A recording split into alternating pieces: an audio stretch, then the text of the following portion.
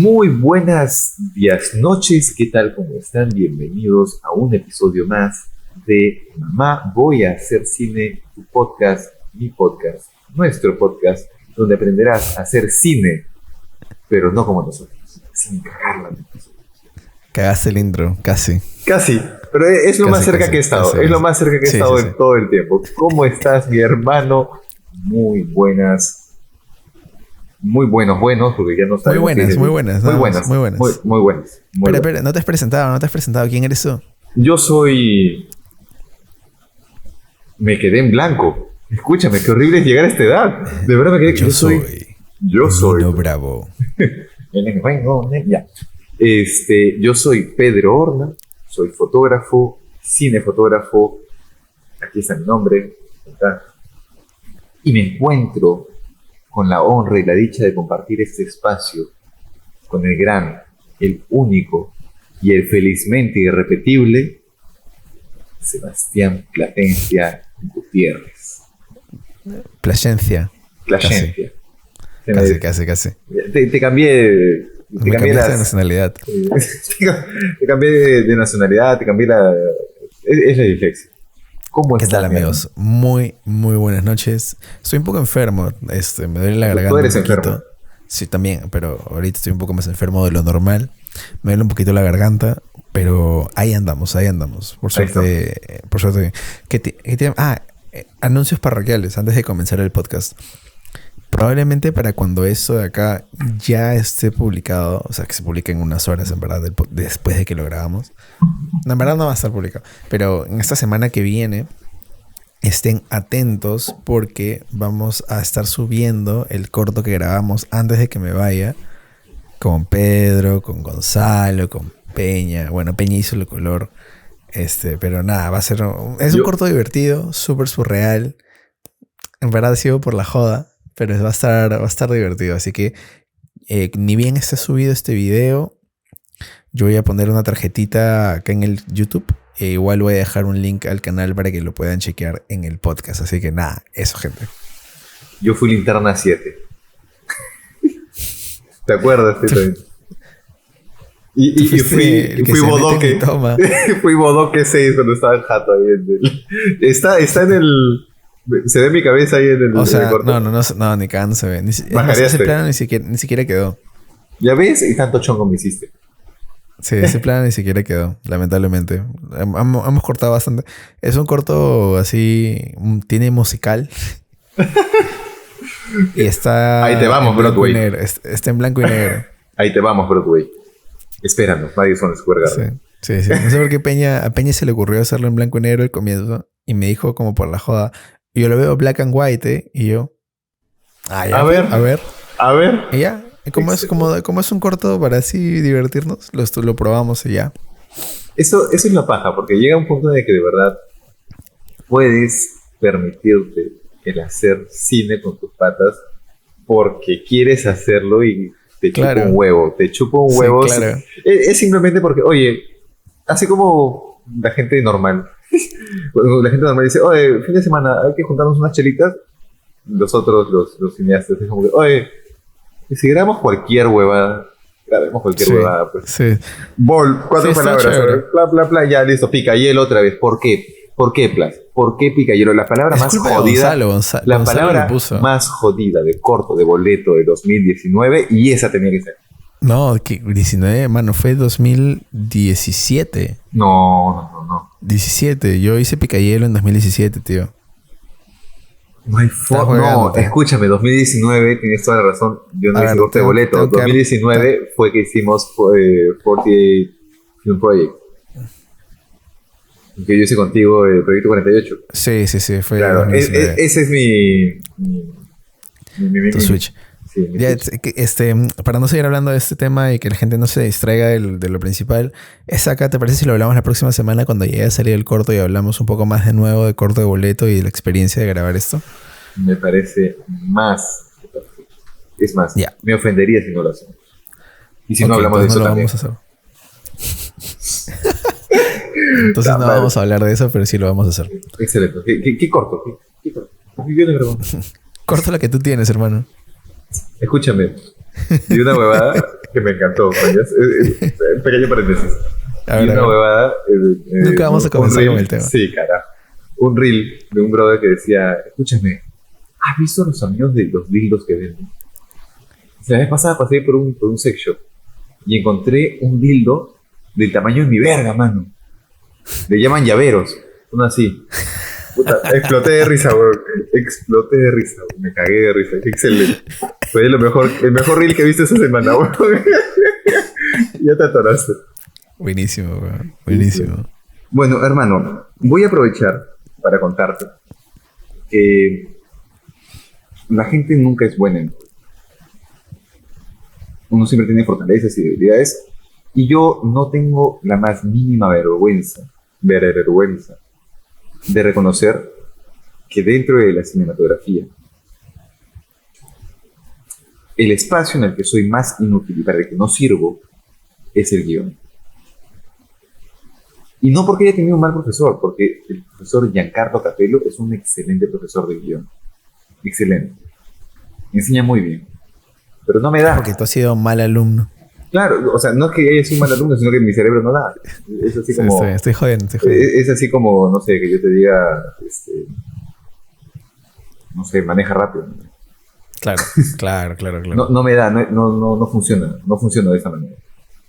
Y siempre he admirado la forma en la que los guionistas pueden partir desde... Las pocas cosas que yo sí entendí de guión fue cuando parten de una premisa de alguien quiere algo, pero algo se lo impide, y a partir de una frase, no sé, Sebastián quiere, no sé, quiere tomar una Inca-Cola, pero está en España. Y a partir de una premisa tan cojuda, tan literal. literal. Por una puta Inca-Cola. Por eso está fuera de cuadro, Y a partir de una premisa de que, no te digo, no más de 10 palabras, puede haber toda una historia. Y se arma un corto, un largometraje, una serie. Y es lo que me parece alucinante. Pero todo tiene partes. Así como un cinefotógrafo parte desde el concepto de leer el guión y empezar a desglosar, empezar a tener primero su storyboard, desde el storyboard luego hacer su planta de luces, su lista. Yo de verdad no llegué a aprender, a entender, a comprender cuáles son las etapas, las fases de producción, de escritura de un guión. Entonces, yo asumo que ya la gente se ha dado cuenta, porque ya debería haber un texto por alguna parte de este podcast, ya sé que estés en Spotify, en Apple Podcasts, en cualquiera, o en YouTube, cualquiera de las dos. Exacto. Obvio. Ya saben que el tema de esta conversación es cómo es el proceso de escritura de un guión, cómo se escribe un guión, qué necesita. Entonces, ¿cómo es? ¿Cómo arrancas? ¿Qué es lo que viene primero? ¿Qué te cae? ¿Cómo sabes que esta es la premisa? ¿Cómo sabes que tienes que luego hacer tal cosa? ¿Qué es una escaleta? ¿Qué es una sinopsis? ¿Qué es un argumento? ¿Qué es un logline? ¿Qué es la versión final del guión? ¿Un first draft? ¿Qué es el guión? Ya, a ver, me parece chévere la pregunta. Me gustaría abordarlo con 2 ejemplos. El primer ejemplo sería donde la luz no llega, de tal manera que la gente pueda de ahí corroborar todo lo que digo con el corto. Y el segundo ejemplo es lo que estoy ahorita escribiendo para el máster de guión, que es un largometraje. Obviamente entonces, vamos a poner donde la luz no llega, me incito por aquí, pero creo que sí está público, ¿no? Sí está público, está 100% público. Vamos a ponerlo entonces, para que puedan verlo. Si quieren ver el cortometraje, simplemente buscan en YouTube. Para la gente que nos está escuchando en Spotify, donde la luz no llega, cortometraje, y se va a poder ver y lo pueden ver. Y ahí está todo. Entonces, todo ese proceso, ¿cómo surgió ese cortometraje que está ahí? Lo vamos a contar en este episodio. Voy a empezar primero con lo del largometraje porque es lo que tengo ahorita más fresco. Antes de eso, te puedo preguntar. Por supuesto, ¿Qué es un guión? ¿Qué es el guión? Como tal. ¿Cómo definirías tú el guión? Mira, para mí, el guión como tal viene el mismo nombre, guión, que es guía, que es una guía, una plantilla, un mapa que después en rodaje tú vas a seguir en las óptimas condiciones al pie de la letra, pero nunca hay óptimas condiciones y siempre varía y siempre hay una nueva idea que puede mejorar, pero que te va a guiar para contar una historia de inicio a fin. Eso es para mí el guión. Nunca lo había Una visto de esa guía que forma. te cuenta de inicio a fin. Por el mismo, lo escuché en un podcast Me encanta. estaban comentando, el podcast se llama Screenwriters Need to Hear This, y están hablando que la palabra script en castellano es guión, que es la guía de rodaje, y una escaleta es el esqueleto de lo que estás queriendo contar. Brutal, ¿no? Brutal, es brutal. No te creo. Brutal, No ¿no? te Es creo. brutal. ¡Ah! Mi Entonces, cerebro. para mí el guión es un mapa. Es un mapa que tienes que seguir, o que deberías seguir en obviamente las óptimas condiciones, pero es un mapa que puede cambiar. O sea, sabes el destino final.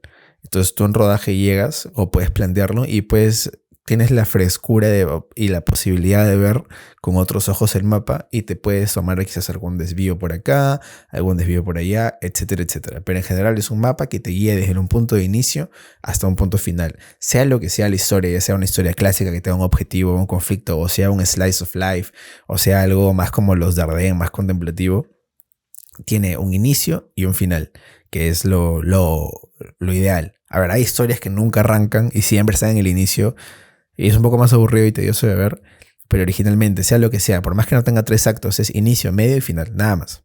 Entonces, eso es el guión, para mí. No sé si te das cuenta de que me he quedado cojudo.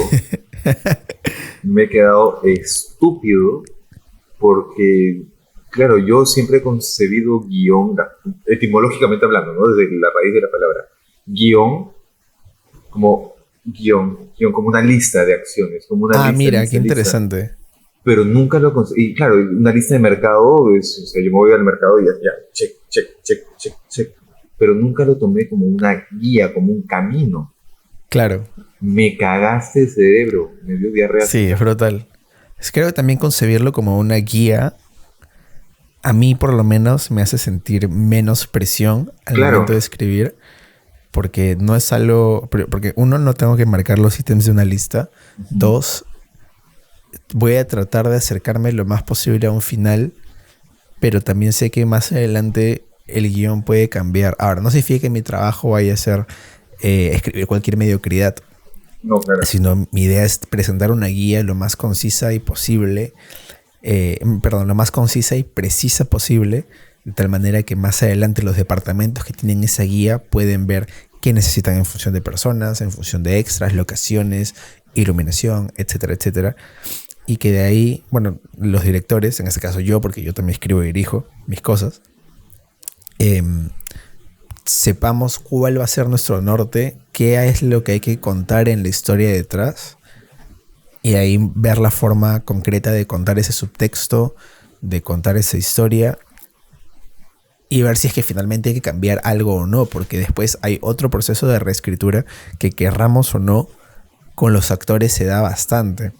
Por ejemplo, cuando estábamos haciendo este estable, bastante de la historia, momentos de la historia cambian porque los actores no lo sienten correcto, los La actores no dinámica. lo pueden sentir diferente, sienten que el personaje lo sienten diferente, y yo en ese momento cambio mi cerebro y paso a director, porque siento que hay que dividirse la chamba de director, la chamba de guionista. Em, y cuando paso a modo de director, no me fastidia cambiar cosas del guión si es que están justificadas y si funcionan en pro de la historia. Si hace que la historia sea mejor y que el actor lo sienta mejor y lo digiera mejor, go con todo. Pero si perjudica la historia o la trama o el arco del personaje, ahí sí lo consideraría. También me parece interesante al momento de trabajar con un actor o con los departamentos, la forma en la que se va a contar, las narrativas, las tramas, el cómo sí. Pero ya, bueno, me estoy explayando y yéndome por otro lado. Bueno, un guión es básicamente para mí una guía de inicio a fin de la historia. ¿Y por qué dices acercarme lo más posible a un final deseado? Porque el final podría cambiar. Porque, a ver, el final en las historias, querramos o no, no siempre es como uno lo escribe. ¿A qué me refiero? Porque tú puedes llegar, puedes escribirlo, en tu cabeza funciona de una forma, pero el diálogo más bonito que te hayas podido imaginar no siempre en la vida real funciona. Claro. Eso es simplemente un hecho que tienes que dar por sentado, es un fact. Entonces ahí uno, por ejemplo, lo que haces es pruebas a ver si funciona una línea, si no funciona, tratas de mejorarlo. Y ahí con el final me refiero a, lo puedes haber grabado, lo puedes tener, pero capaz en edición no funciona. Porque una cosa es tenerlo en papel y sentir que en papel funciona, y otra cosa es verlo y sentirlo en imágenes, con música, con sonido, con todo, y de ahí decidir si funciona o no. Por ejemplo, en Está Estable nuevamente me pongo voy a comentar el ejemplo de Está Estable donde la luz no llega. En Está Estable, yo tenía muy claro que quería que acabar con nuestro protagonista en el auto. Se levantaba, salía del auto y cerraba la puerta y se cortaba a negro al cerrar la puerta. Pero el corto no acaba así. El corto acaba con él dentro del auto, que eso fue una decisión que se tomó en edición. No fue una decisión que se tomó en rodaje. Y también había todo un momento previo donde él salía de la casa y se sentaba en el auto. Que esa decisión también de mostrarlo se quitó en edición.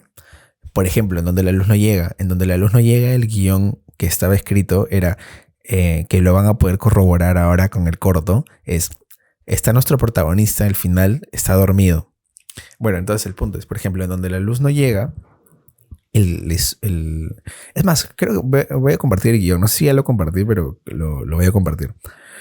El guión original marcaba que el personaje de Samuel estaba durmiendo y de pronto una luz verde se le aparecía. La luz verde le pintaba el rostro, él se levantaba, veía y el monstruo estaba todavía ahí al frente de él, o sea, estaba su presencia.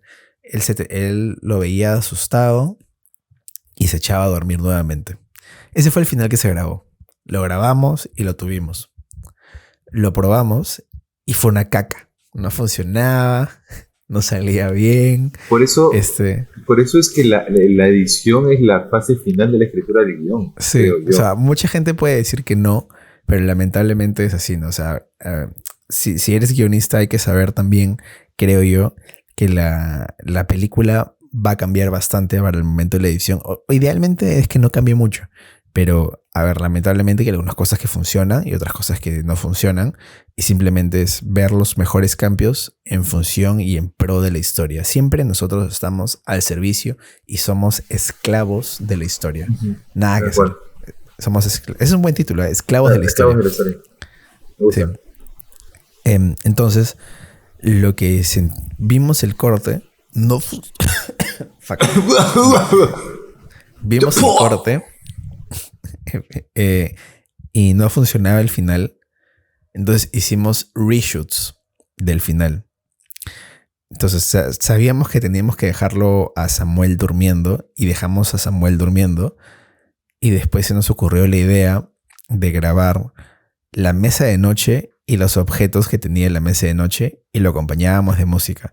Entonces en la casa de Gonzalo ambientamos una mesa de noche con una luz estas de jardín, las amarillas. Le pusimos un par de filtros y grabamos con mi A7 III en S-Log 2. Y mano, funcionó como las huevas. O sea, grabamos con un 50 1.8 y empatamos una A7 III con una F55 en RAW. Brutal, tío, y se ve brutal. Y probamos otro final y funcionó mejor. O sea, la mejor cámara de la universidad, dijiste, no, gracias. Y con la 7.3. Sí, es que ya no podíamos, ya no teníamos la F55, pues. Claro. Porque esos reshoots los vimos en edición recién. Entonces, claro. Complicadito. Y nada, y quedó así, ¿no? Entonces, bueno, para responder, guía de historia de inicio a fin. Me encanta. Pero obviamente no es que simplemente tú agarres, asumo yo, porque si bien es cierto, soy tarado para escribir guiones. No te menosprecies, tío. Soy tarado, pero no huevón, ¿no? Entonces, okay. No es que tú digas, ok, voy a agarrar mi libreta y escribo todo de corrido y es como que ya está.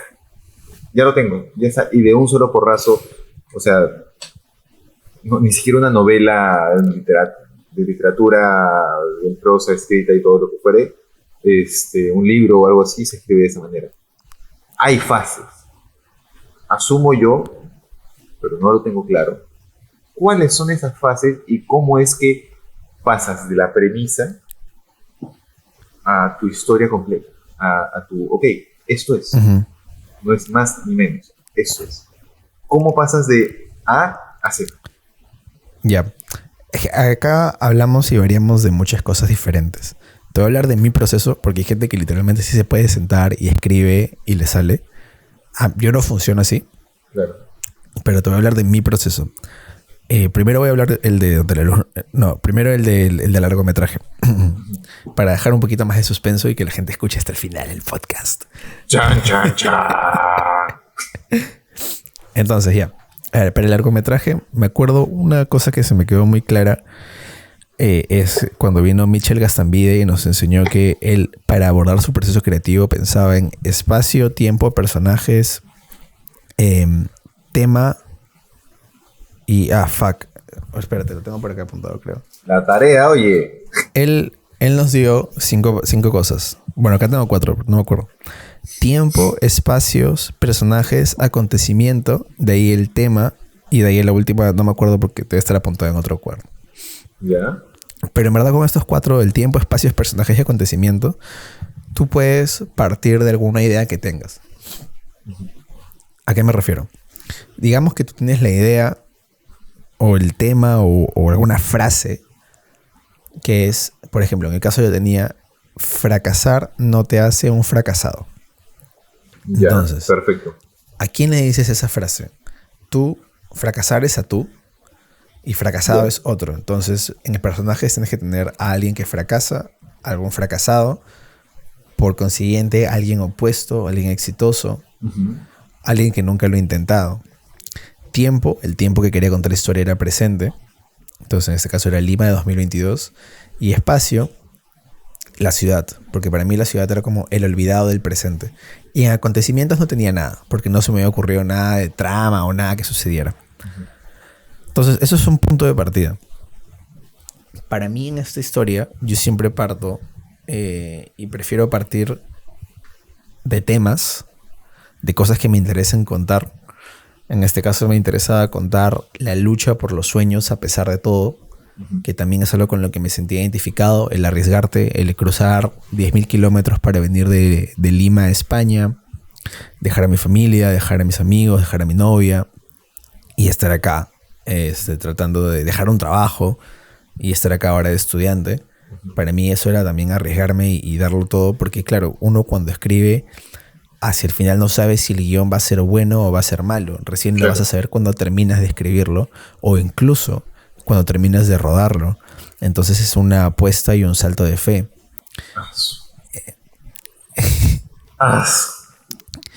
Ya no quiero ser guionista.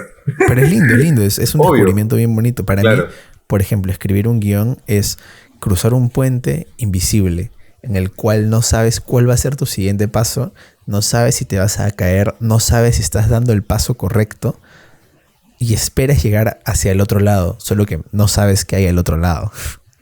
Ese es y el es título. Una aventura. Ese es el título de este podcast. Cruzando el puente invisible. Me gusta, ya claro. Entonces para mí es eso, es cruzar un puente invisible y no sabes qué hay al otro lado. Puede ser bueno, puede ser malo, pero no lo vas a descubrir hasta que llegues. Claro. Esa es la locura. Es vivir totalmente en el presente. Entonces yo parto de un tema. Para mí yo parto de un tema y de ahí trato de encontrar la mejor historia que se adecue a ese tema.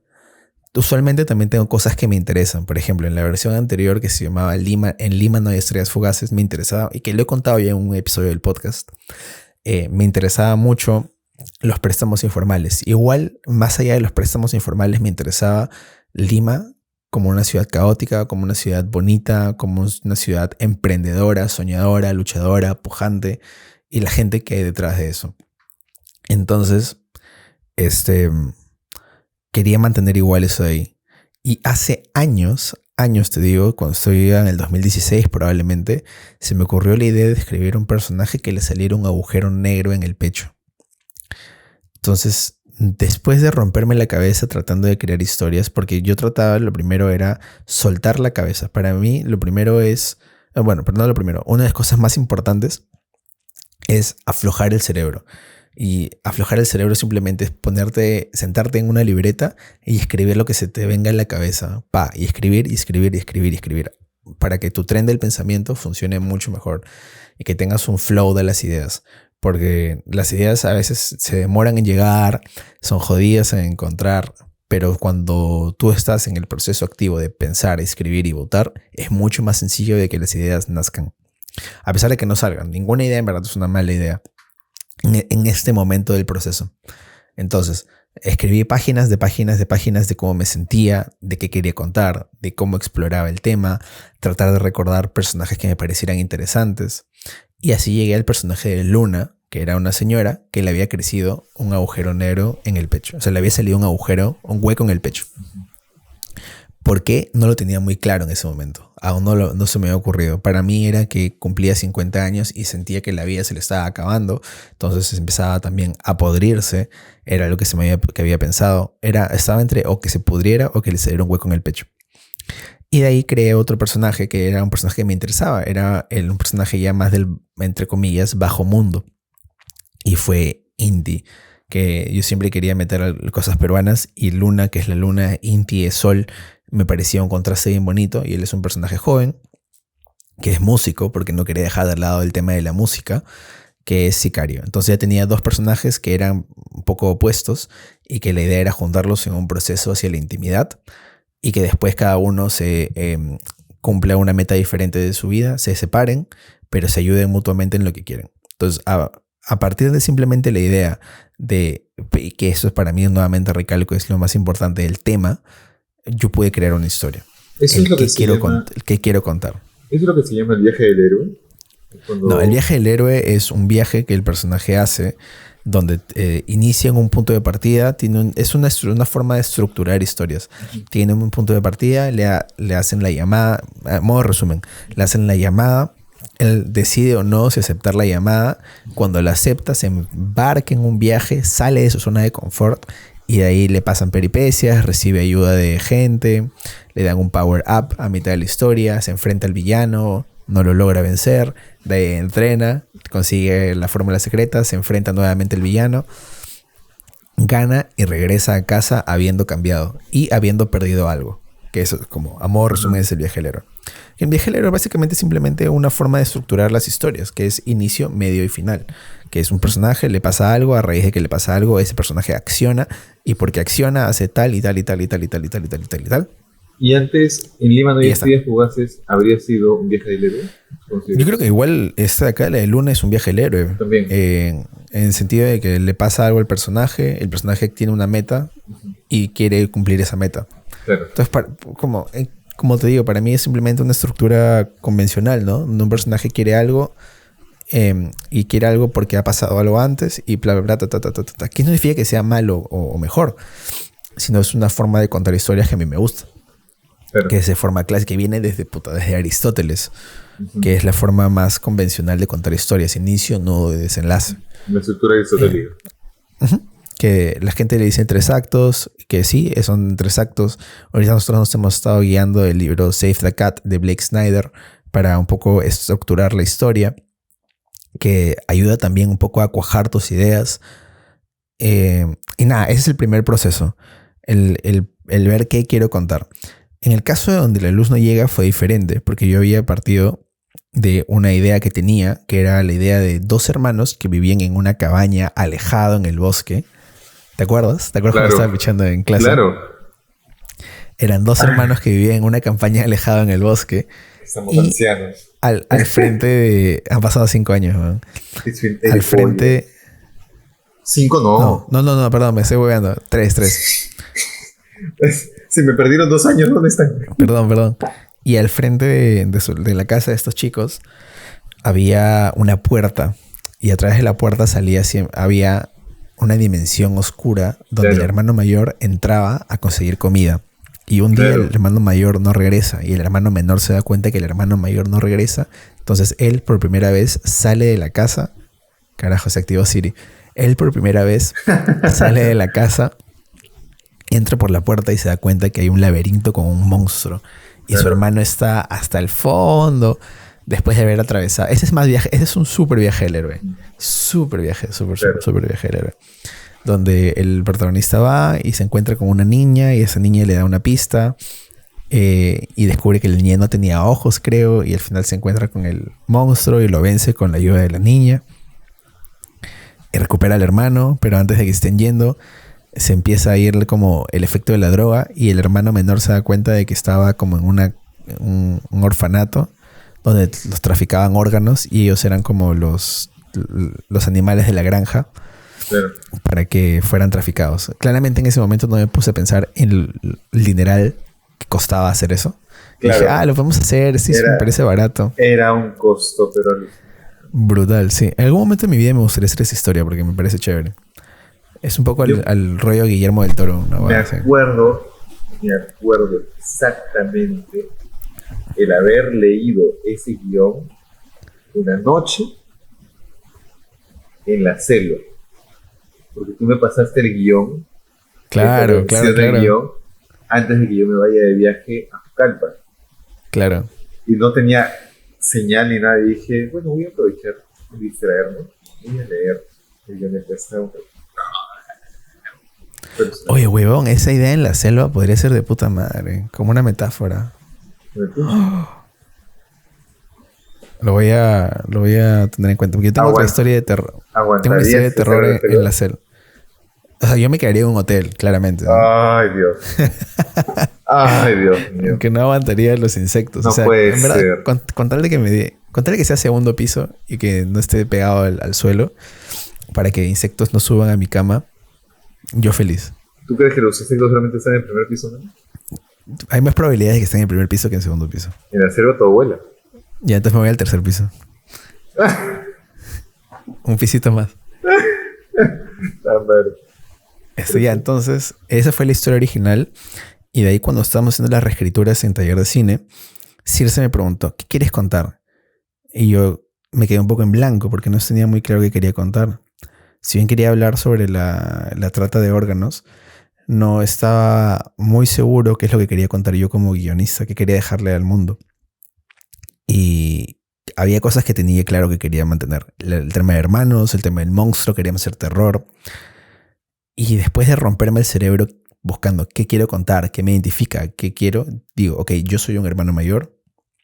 Le tenía miedo a la oscuridad. Entonces quiero contar una historia de hermanos mayores, de un hermano mayor con un hermano menor con miedo a la oscuridad. Y así nació la idea de Donde la luz no llega. Porque Circe también me dijo, sitúalo en un lugar. ¿Por qué no el terrorismo? Porque no hay historias de terror durante el terrorismo. No hay muchas, mejor dicho. Entonces dije, mira qué buena idea. Y así nació nuevamente la idea de que sea terrorismo. Y lo del asma es porque yo era asmático. Entonces busca el inhalador de su hermano. Y ya está. Es un personaje con un objetivo claro y que supera su miedo hacia el final. ¿Y te has dado cuenta que es igual al proceso que yo siempre te digo que dentro del documental es como que tienes el tema, pero aparte tienes tu discurso, tienes, digamos, la historia de tu premisa general, sí. Pero que era lo que tú querías contar? Un hermano mayor, sí, con miedo a la oscuridad, asmático, que va a hacer algo para salvar a su hermano. ¿A qué estás dispuesto a renunciar? Es lo que tú querías contar, ese es tu discurso. Tal cual. Fuera del tema. Tal cual. Entonces, eso para mí es la base. Y después, por ejemplo, en el caso de Donde la luz no llega, me puse a escaletear. Creo que me escaleteé de frente. Escaleta es básicamente poner las escenas de inicio a fin que van a ser, pero sin diálogo. Es como un guión sin diálogo de la historia. Por eso la escaleta le dicen esqueleto. También, ¿no? Es el esqueleto de lo que quieres contar. Arruinado la infancia.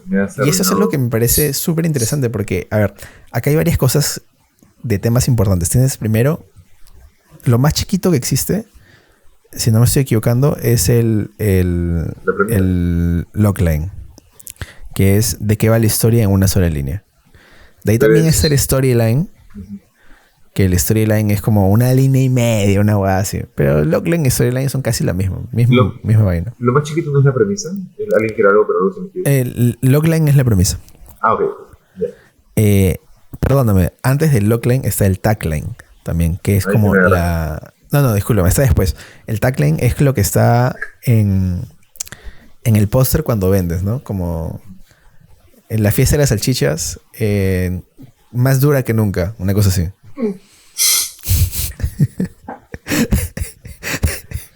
¿Por qué no tenemos un programa sin hace un huevo de tiempo?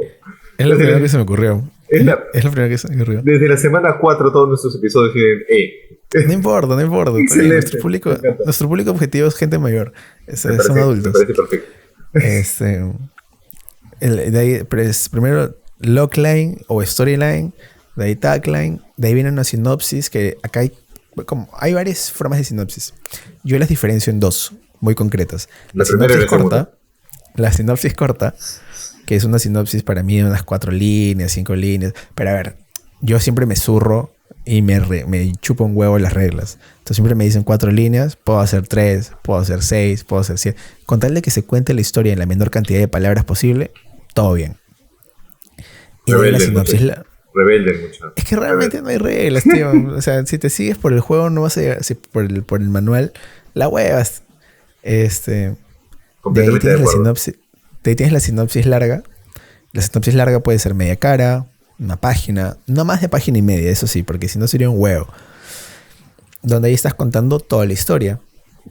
No con mucho detalle, pero sí con salsita, con pimienta, que se note ahí un poco de maña, pues, ¿no? Un poco más condimentada. Ya es como que cuando preparas el bife antes de entrar al tal cual. No vas a escribirlo así como una receta médica. De hecho, tengo un amigo que me dio una idea de título que fue ¿Cómo escribir siendo vasco? En el sentido de que él es una persona seria y existe el estereotipo de que los vascos son personas serias y que no tienen tanta sazón, por así decirlo. ¿Ya? Hizo esto, parecía como un listado de compras del supermercado. Entonces... súper directo, súper monótono. Sí, súper tranqui. Y nada más. Y él me dijo... como título, ¿cómo escribir siendo vasco? Como para una forma de broma y se me ha quedado pegada la frase. Y nada, claro, el punto, hay un poquito de sazonador. Caldos Maggi, le puedes poner ahí, pa. Su cubito Maggi. Su glutamato monosódico, para que realce. ¿Qué cosa es el glutamato monosódico? No lo voy a decir porque no me están pagando. Pero si tú lo sabes, por favor, déjalo en los comentarios. Déjalo en los comentarios, por favor. Sí. Ya, y de la sinopsis. Amigo, no te mueras. El que está enfermo soy yo. Vamos a hacer una pausa, nenes. Tío, ¿estás bien?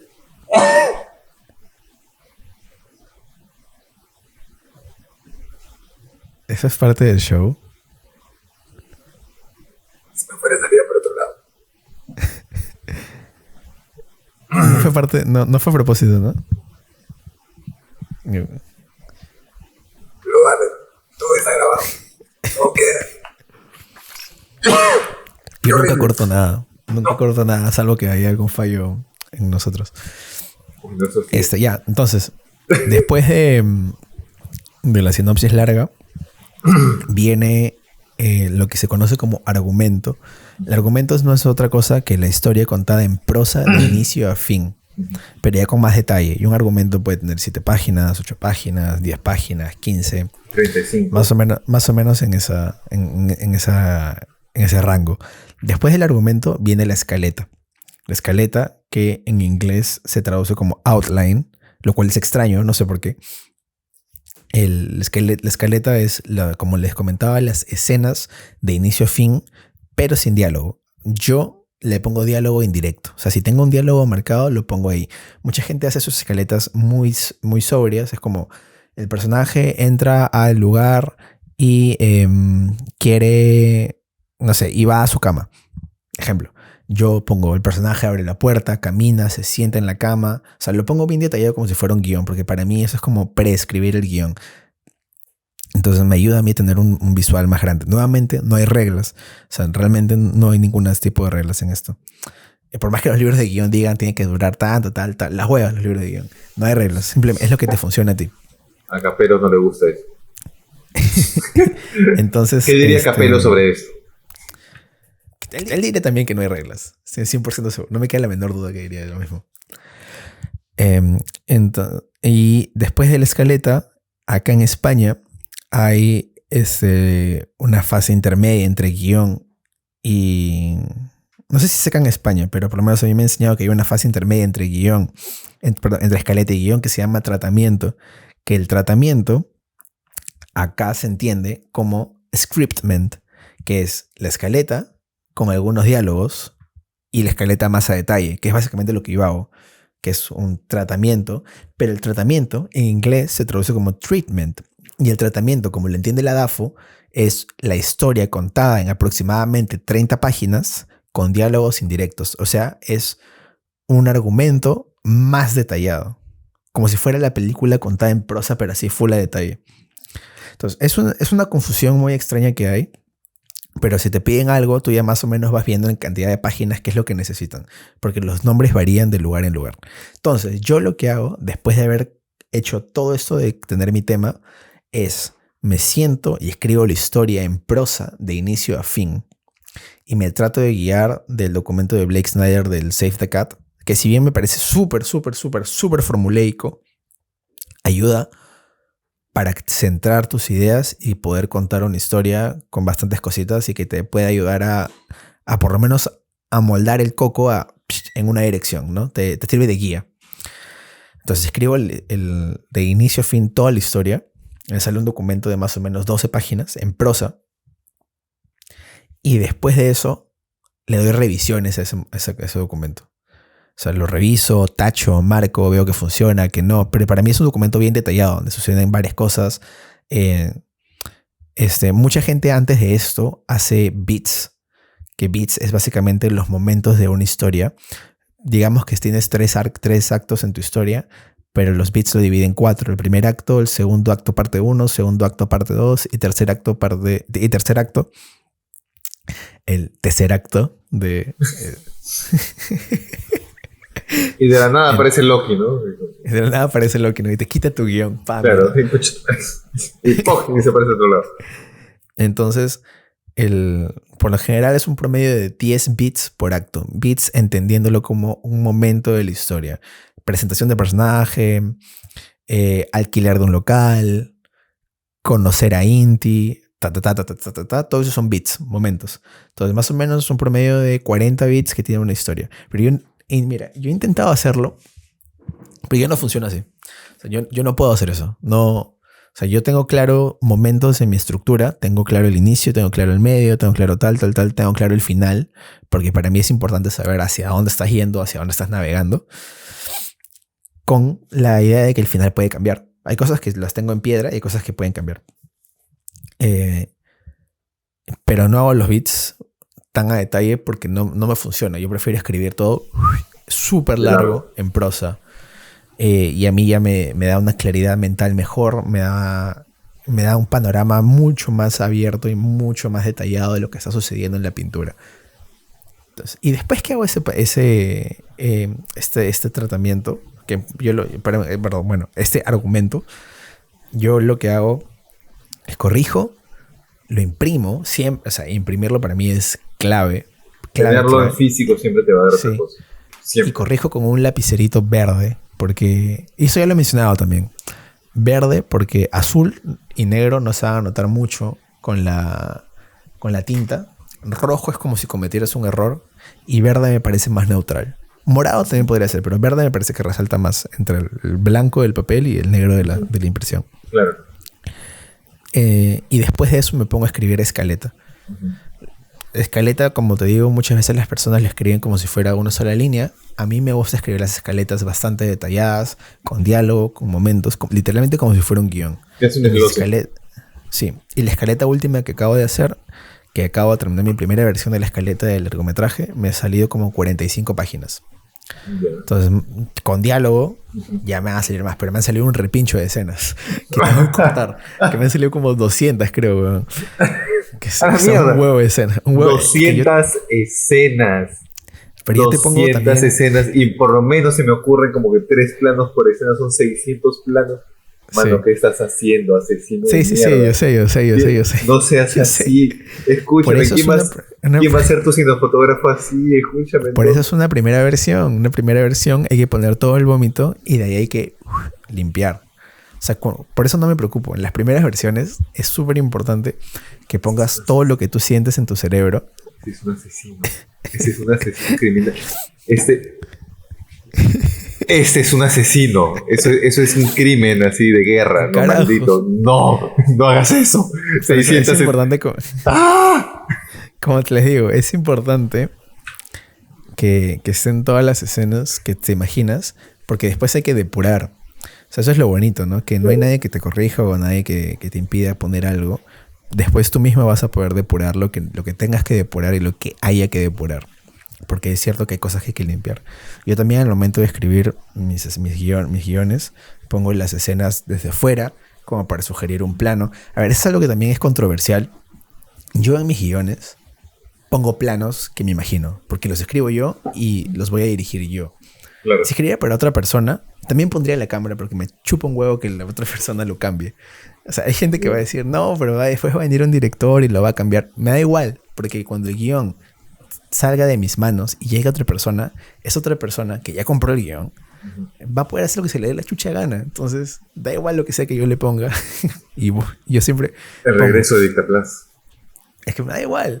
Y esto yo en mi escaleta, en clase, yo puse que la cámara se mueve, la cámara se queda quieta, desde arriba vemos y bajamos y tal y tal. Y me criticaban de que no debería poner la cámara porque va a haber un director y lo va a quitar. Y yo, da igual si lo quita. O sea, ya está puesto ahí, nadie me pide ponerlo. Si lo quito o no, da igual. Claro. Yo ya lo puse. Y de ahí me hicieron una pregunta. La profesora me hizo una pregunta donde me sentí como Naruto, en el sentido de que me dijo, ya, pero si te dijeran, yo tengo este guión, tengo $1.000.000 para darte, pero tú no vas a dirigir. Y le digo, no acepto que se haga el guión. Porque claro, para mí, los guiones que yo escribo con la intención de dirigirlos yo, no hay forma alguna ni plata alguna de que yo... De renunciar. De renunciar a eso. Si yo escribiera un guión con la intención de venderlo, go con todo. Pero para mí es como Naruto queriendo ser Hokage. Que Naruto quiere ser Hokage pese a las adversidades, pese a todo. Yo quiero escribir y dirigir estas cosas que ya tengo marcadas muy claro que quiero hacerlo yo. Y en verdad no va a haber ninguna cantidad de dinero que me impida a mí hacerlo. Y con estos guiones que estoy escribiendo también pienso, y eso es totalmente subjetivo, yo pienso en mi equipo. Y prefiero darle a mi equipo las visuales lo más visual posible de lo que me estoy imaginando en ese momento, para que, por ejemplo, mi director de fotografía que lo lea se imagine, ya, tal huevada es así. La directora de arte que lo sienta, ya, esto puede ser así. O alguna iluminación muy puntual que yo me imagino para ponerlo ahí. Gente puede estar en desacuerdo, gente puede estar de acuerdo conmigo. Es más, vamos a poner una encuesta en Spotify. ¿Estás de acuerdo con poner indicaciones de cámara en el guión? ¿Sí o no? Gente va a decir que no, gente va a decir que sí. Al final, para mí, es subjetivo. Y con tal de que la historia se cuente de inicio a fin y te sirva de guía para lo que quieres hacer después, todo good. Yo no tengo ningún problema. Yo no soy ningún purista tampoco al momento de escribir un guión. Entonces yo me zurro y cambio bastantes cosas. Pero es parte también de, no sé, de ser transgresor, de cambiar, de tener nuevas ideas, de probar, de fluir. Es su estilo. Es su estilo, Sí. es su forma de contar, es su forma de hacer su historia. Sí, yo sí me acuerdo que también desde la universidad, ¿no? Desde la universidad ya es que ya ponía lo de la cámara y tenía amigos que se quejaban. Y ahí el grupo con el que grababa no se quejaba. Entonces como que, me chupo huevo. Al final es para mi gente también, ¿no? O sea, es la guía para mi gente. Entonces, si quieres poner la cámara, pon la cámara nomás. A nadie le va a importar. Después, la persona que compre los derechos de ese guión va a poder hacer lo que se le dé la gana y lo va a quitar si es que quiere. Y si quiere, te hace caso. Si no, da igual. Claro. Si no, que se joda.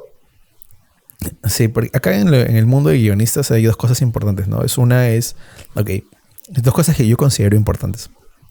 La primera es entender que cuando vendes algo, tienes que entender bajo qué parámetro lo vendes, si es que tú vas a estar involucrado en la historia o si es que has vendido los derechos para que la otra persona pueda tener la historia. Pero una vez que lo vendes y el guión soltó a tus manos, la historia ya no es tuya. Claro. Ya pasó a ser de otra persona. Ya vendiste Y lo que los tú derechos de tienes, Claro, lo que tú tienes es el dinero. O sea, Claro, ya tienes el dinero, lo lograste. Es momento de sentarte a escribir otro. ya no jodas, ya tienes plata. Claro, o sea, ya está vendido. Y simplemente vas, te sientas, escribes otro, haces lo mismo. Pero si quieres estar involucrado como Aaron Sorkin, eso tiene que estar puesto desde un papel o desde algún puesto de productor creativo o desde algún puesto de alguna otra forma que también te permite estar en la grabación o estar en el rodaje o en la preproducción para entender. También depende mucho del trabajo que sea con el director. Si el director simplemente quiere comprar los derechos o quiere entender también qué hay detrás, quiere entender tu visión. Yo considero que lo segundo es lo más importante, pero también hay que entender que, bueno, no entender, sino también saber que cuando lo vendes el guión ya no es tuyo, ¿no? Ya pasa a ser de otra persona que ha comprado esa propiedad. Si bien los derechos morales, creo, ¿no? Que son los que nunca se pierden. No, los derechos... Los de autoría o patrimonio. Patrimoniales. Los derechos patrimoniales son los que nunca se van a perder. Los morales ya creo que ya no los tienes. Entonces, Claro. nada, simplemente es Has vendido, eso. has vendido lo que se llama los derechos de uso. Ya mejor explicado. Derechos de uso, pero el de autor siempre se va a mantener. Pero el de uso ya deja de ser tuyo, ¿no? Y los derechos También de imagen depende son de los la que cláusula. Los derechos de imagen son los que aparecen en la cámara. Tal cual. Así que nada, y eso. Y ahora, después de la escaleta, es pasar a hacer el guión y de ahí revisionar. Y de ahí pasas a rodaje y en rodaje cosas que escribiste no funcionan y ya está. Y simplemente es así. Y de ahí en edición, cosas que grabaste no funcionan y también ya está, es así. Claro. Hasta que sale un Frankenstein de lo que originalmente intentó ser, ¿no? Sale la Pero es el última mejor versión. Frankenstein Claro. posible. Es la última Y hacia el versión. final, sí, y hacia el final de todo siempre va a quedar qué te llevas, qué quieres contar y cómo lo contaste, ¿no? El fondo, la forma, siempre se acompañan, pero siempre siempre la forma acompaña el fondo. ¿Y qué quieres que el público se lleve? Exacto. Me encanta. Sí.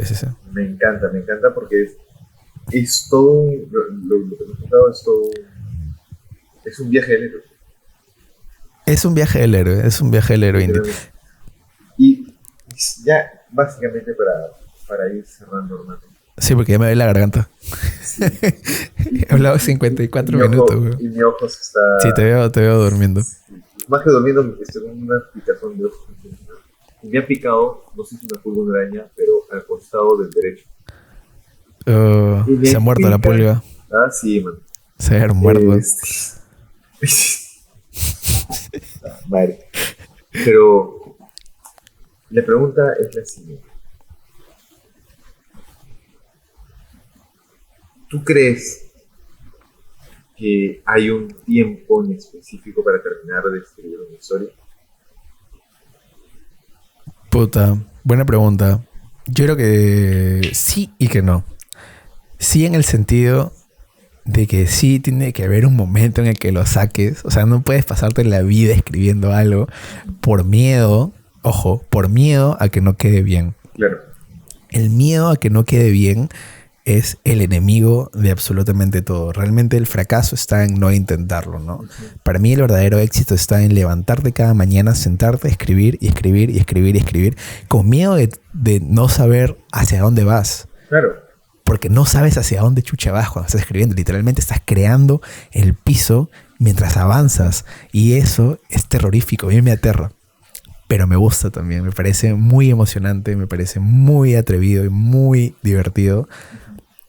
Pero el miedo nunca debe detenerte de contar una historia. Ni debe ser el impedimento para decir, ok, esto no va a salir y nunca lo voy a sacar por miedo a que salga mal. Y lo segundo es si depende de ti o no la historia. O sea, si tú ya la tienes, pero no encuentras que nadie lo financie, puedo entender al 100% que la historia se demore 10 años, 15 años, Claro. 20 años en contarse, porque es complicado encontrar el dinero, el financiamiento, los partners para hacerlo. Que es lo que sucede con un montón de películas. Muchos directores o guionistas tienen historias que están ahí hace años, pero no lo han hecho porque no... sí, es porque no hay dinero. No sé por qué Siri se activa siempre, me acaba de hablar y me dice, ves cosas y dices por qué, pero yo sueño cosas que nunca fueron y digo por qué no. Se puso súper poético, tío, no sé en qué momento. Bueno, Bueno, el punto, Siri, por si acaso, las 3:33 son acá en Perú y todavía falta una hora, así que... el punto es que si es por dinero, puedo entenderlo. Y de ahí hay un factor más que siento que también es importante, es saber si tienes la madurez emocional para poder contar o no la historia. Claro. Porque muchas veces contamos historias que creemos que son chéveres, que nos gustan, pero ¿qué hay detrás, no? ¿Cuál es el fondo? ¿Qué quieres contar? ¿Y qué tan sutil eres tú y hábil para poder contar esa historia que quieres hacer? Y eso llega solamente con el tiempo.